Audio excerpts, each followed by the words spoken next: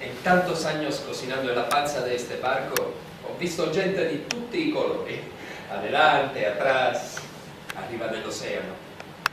En un viaje en Buenos Aires-Nápoles conocí a un chico. Quería ser actor como Rodolfo Valentino. Lindo chico, morocho, gente del sur. Muchos se fueron. Quería hacer la América. Se llamaba... ¿Cómo se llamaba? Mi nombre es Giampiero Praticò. Vengo a hacer los trámites para mi radicación definitiva acá, a la Argentina. De la postilla hice poner la piernita a la N de mi nombre. Ahora me puedo radicar definitivamente. Señor, cómo corre. Giampiero Praticò, así se llamaba. Le costó hacer su documento. Ahora scusate, pero tengo que continuar con mi trabajo.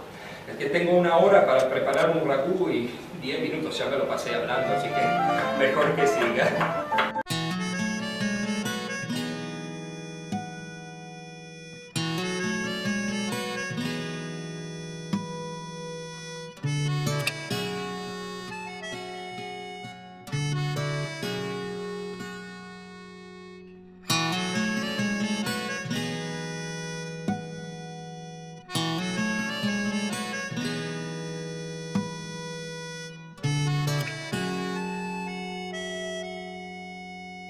Let an tim ka qyrë të shtëfon